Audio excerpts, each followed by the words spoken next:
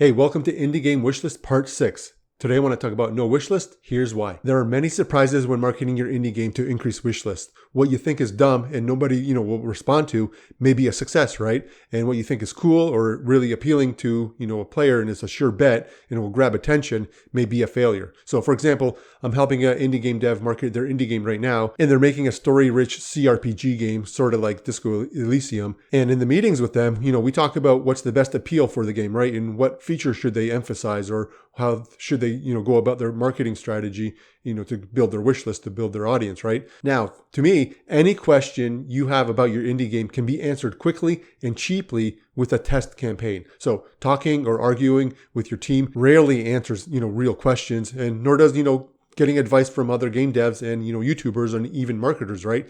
The people who have all the answers are your potential customers. So here's what I did. I went to Reddit and asked, potential customers what they thought. And after reading through 347 comments, I learned more about what would help sell their game than I would if I just sat around and we talked about, ideas with the other, with the team, right? And one of the most interesting comments I got was from another game dev. They're curious too what the answer would be, right? And the reason I found this comment so interesting is because it's so easy and cheap to ask potential customers what they like and don't like about, a certain game or even your game. I mean, you don't want to hear that your ideas are bad, but good or bad, getting good data will help you come up with a better marketing strategy than you just sitting around with your team and talking and brainstorming, right? And that's because you and your team are not the majority. It's like in statistics, right? A sample size of 5 people isn't big enough, right? That's why sometimes what you and your team think is a cool selling point probably isn't. And that's because, a group of 5 people isn't a majority. It's not enough, to establish an average, right? That's why it's not a good idea to ask game devs or YouTubers or even marketers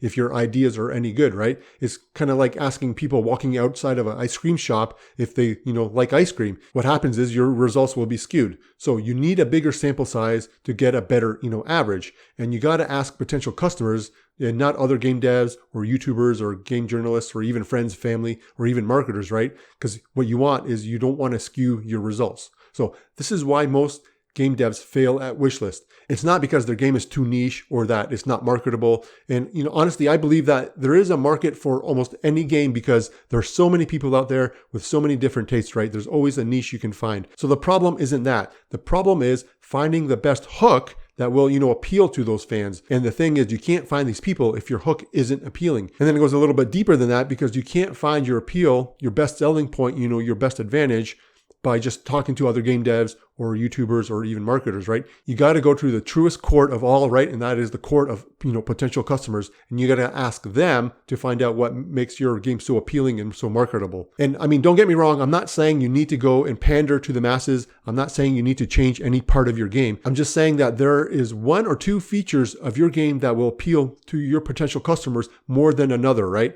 And that's why I had you work so hard on, part 2, where you find your game's top 5 Steam tags. And then in part 3, you identified 3 features for each of those, 5 Steam tags. And then in part 4, you described each feature, what it does. So, i.e., what action your player takes. And then in part 5, you talked about what result the player will get from each feature, right?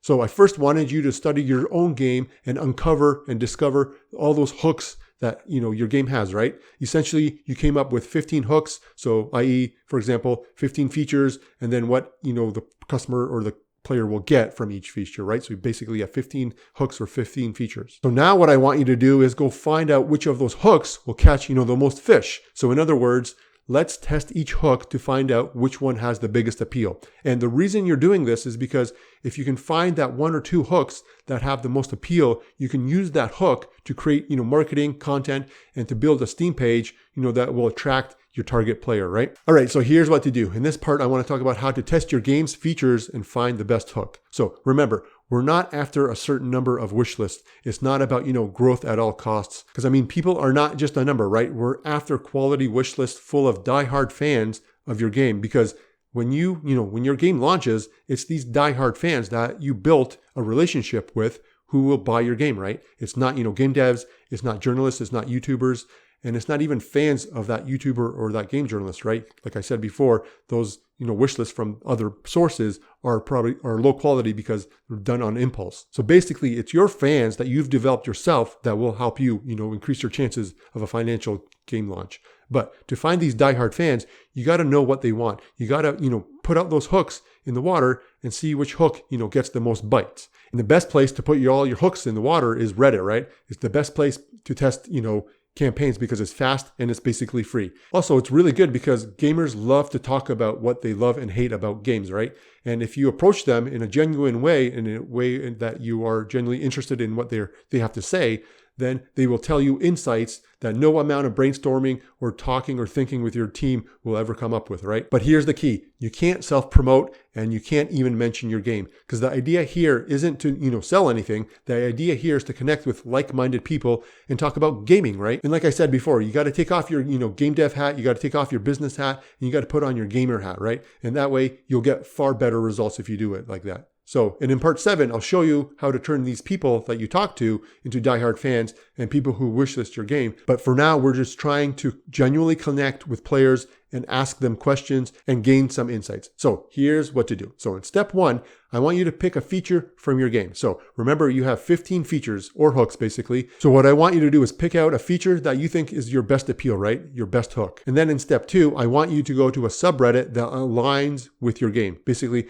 what genre is your game, or what popular games are similar to your game, right? Because chances are that there is a subreddit dedicated to your game genre or a popular game that is similar to your game. So for example, if I was making a shopkeeper game, I'd go to, our Cozy Gamers or the subreddit for Shop Titans, which is a, popular shopkeeper game right now. Okay, so step 3 is post this question. So the question I want you to ask, these players or these gamers is, what frustrates you the most about, your feature here, right? So, enter your feature that you want to test, right? And in the text box below, write something that frustrates you too. But again, you don't want to self-promote. You don't want to mention your game or anything like that. You're just trying to, start a dialogue with like-minded gamers. And don't worry if your question is, too negative. People, love to talk about their frustrations and their problems. And from the comments you get from, asking this question, you'll get a lot of insights from what people like and don't like, right? Okay, so step 4 is next week, pick another feature and ask the same question. So far, you've only picked, one feature or hook to test, right? But you want to keep going, right? Next week, pick another feature and then ask the same question. But you got to be creative, right? You don't want to, spam the subreddit too much. You don't want to ask the same question over and over again, right? But you want to kind of ask it in a different way. So for example, like the question, what do you think about, your feature here? Do you like it or hate it? Or how would you improve, your feature here, right? Then the week after, do the same thing until you've gone through all of your 15 features. So what will you get out of this action plan? Because I know this isn't easy, it's monotonous, and it takes a lot of time. But I promise you that you'll gain new insights about your indie game that will surprise you. And again, what a team of developers thinks is their biggest appeal often isn't, right? And that's because a small team is not a good sample size. You need to go bigger. You need to find a bigger sample size to find out for sure, right? And the reason why you're doing all this work is because if you want to find new players that will wishlist your game, you need to find the best hook that will appeal to the, your target market. And you don't want to just, guess that, right? You have to test your ideas in real life. You got to get feedback and you got to adjust, because once you find that one hook that appeals to the most people in your target market, you can use that in your marketing content, and then you can use that in your Steam page, right? You're basically optimizing your Steam page, because what you want to avoid is to guess what your game's hook is and then, spend months working on a professional Steam page, and then you see, low wishlist numbers because you got the hook wrong, right? So get the hook right. Test your ideas, because once you find that, 1 or 2 hooks that appeals the most, then you won't waste time working on your Steam page because you've already found a winner. So do this right now. Pick a feature to test, right? Go to a subreddit, create a post asking players what they like or don't like about that feature in, in your genre or in a game. And then read the comments, engage, talk with other players.